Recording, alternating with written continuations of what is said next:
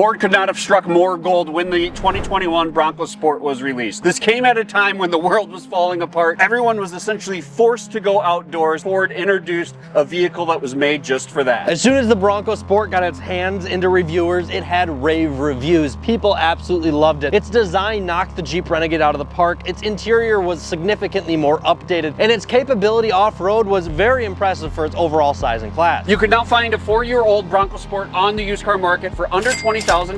Of course, that factory warranty has expired now, the 3-year, 36,000 miles. Is this a vehicle you should be looking at on the used market? Hello everybody and welcome to Performance on Wheels. My name is Austin. My dad Todd and I, we make all types of different car videos on all types of different cars. Now, YouTube is not our full-time job. If you guys hit like and subscribe, it just might be someday, but we do have full-time jobs outside of YouTube. My dad's full-time job recently purchased 4 Bronco Sports and have taken them all across the country to different job sites. Today, we're gonna break down the issues that we've come across on those 4 separate Bronco Sports. We're also gonna talk about some of the issues we've seen inside of the dealership on these vehicles. So let's get into, should you purchase a used Ford Bronco Sport? Let's start off under the hood of the Bronco Sport. Now, the Bronco Sport is kind of a combination between an Escape and a Maverick. The Maverick obviously being a little bit more capable with adding that bed onto the back. The Escape being more of the street use vehicle out of the 3. They all kind of share the same powertrains other than the Maverick. You cannot get this 3-cylinder inside of it. Today, we're going to talk about some of the issues associated with the 3-cylinder, the 2-liter, the 8-speed that's paired to both of them, and some of the other things that go along with it. So let's get into it. The one thing to note is between 2021 and current day in 2025, the Bronco did not change much until recently with just infotainment. So just keep that in mind as you're looking around and shopping. It's essentially the same vehicle, updated trims, some more features, some more options. That's how Ford keeps things relevant. Starting back in 2021, this is kind of fun here. 2021, I think there's 13 recalls associated with the Bronco Sport. That's a good chunk. 2022, 12 recalls associated with the Bronco Sport. 2023, 11. So each year that went on, there is one less recall associated with the Bronco Sport. So I take that as they're checking some issues off of the list as we went down the line. The craziest recall of all time in motor vehicle history, in my opinion, is actually on the Bronco Sport, Escape, and Maverick. That is the windshield wipers catching fire to cause the vehicle to burn to the ground. I think that's just the most insane recall I've ever heard in my life. And it's funny you talk about burning to the ground, because just a few days prior to us making this video, there was another recall, not only on the Bronco Sport, but this motor specifically, so the Escape and the Bronco Sport, and that is associated with the fuel injectors cracking, causing fuel to potentially spread all over the place, and when fuel spreads all over the place, fires happen. It would take some time to go into detail of all the recalls, so let's just talk about the bullet points of the recalls, kind of the headlines. Let's go through them rather quick here. The powertrain, the automatic transmission control module, had a recall on it. The fuel system associated with the gasoline and the injection system had a previous recall, not the current day one. The electrical system associated with the electrical panel had a recall on it. The battery system had a recall. The automatic control module for the transmission had a recall on it. The windshield, like Austin was talking about, the wipers had a recall on them. Another PCM or transmission control module had a recall. The tires even had a recall at one point. There's an additional fuel system recall. The brake, the service control module associated with the brakes had a recall. An additional fuel system recall. Additional fuel system recall. Exterior lighting control module had a recall. Engine and engine cooling associated with oil lubrication had a recall. Another one associated with the brakes. A sunroof recall. Another fuel system recall. A suspension front control arm recall. Suspension in the rear recall. And the powertrain, driveline, drive shaft recall. But you get up to 2023, I think it was, if my memory's correct here, and you went from the 11 recalls all the way down to 6. To me, that 2023 model year might be the sweet spot when they really start to dial in some of the previous issues on those first 3 model years. Now, you would think the 1.5-liter 3-cylinder engine that we're standing over currently, that it was new for the Bronco Sport, because the Bronco Sport altogether was new, but that 3-cylinder had been in the Ford lineup for actually quite a few years. There's a few different variations, all the way back to 2014, if my memory is correct. The more recent Fiesta ST was where the Bronco Sport's motor was most similar to. However, like Austin said, the Escape and the Bronco Sport is where the current day 1.5-liter 3-cylinder engine is really from. I'm going to make 2 points here that I think are really important. So the first one's going to be that I started driving a Bronco Sport in late 2021.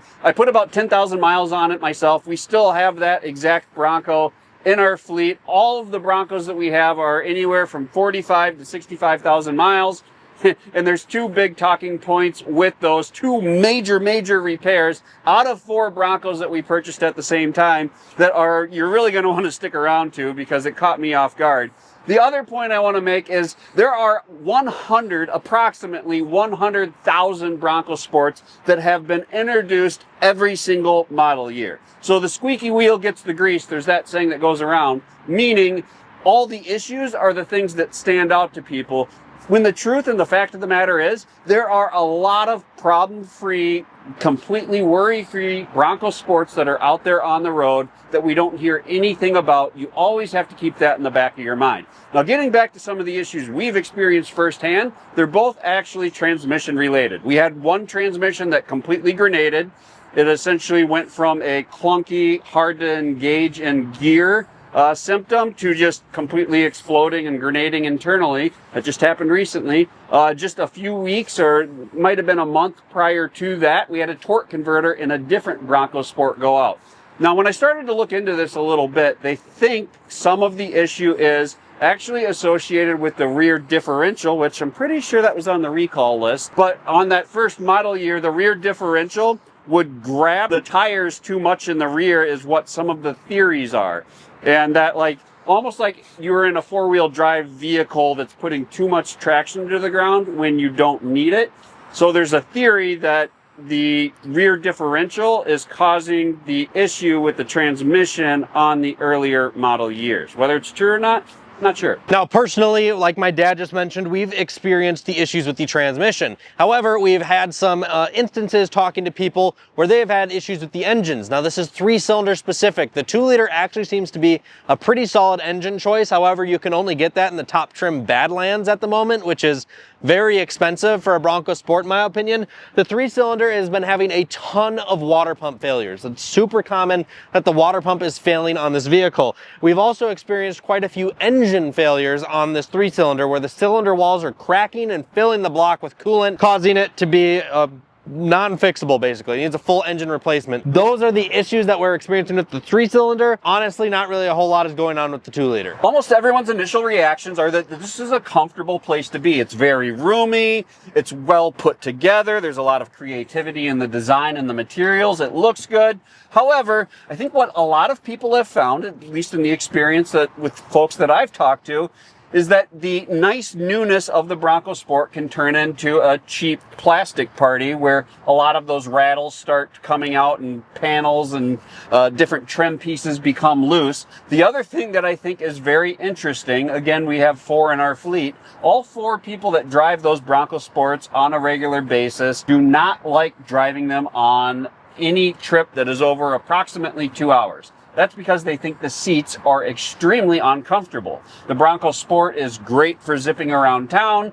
It's actually kind of fun. It's zippy. It makes some fun turbo noises, even with the 1.5 liter. You get decent gas mileage, high 20s, which is really respectable for an all-wheel drive vehicle.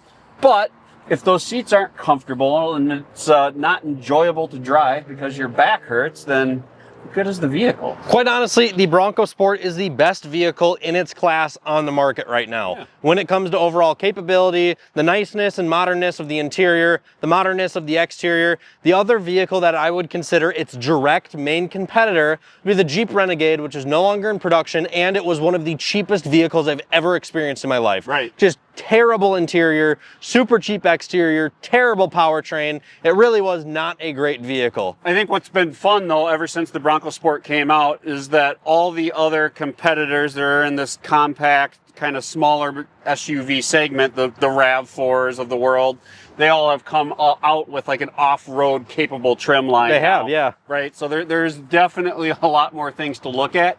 When the Bronco Sport came out, it was in a league of its own. It really was. And there's people that love it. Years. Yeah, I mean, the camping that people do with this vehicle and taking it on trips and the storage capacities inside and the fact that they all come with these nice roof racks that you can throw luggage and stuff on top of, like, it's a capable little vehicle. Yep. And it really has some functionality off-road as well. So it is a phenomenal vehicle. I would just be sure to never own it outside of warranty. Whether you purchase an extended warranty, whether you get one that's certified pre-owned, I would be very cautious to keep this vehicle outside of warranty.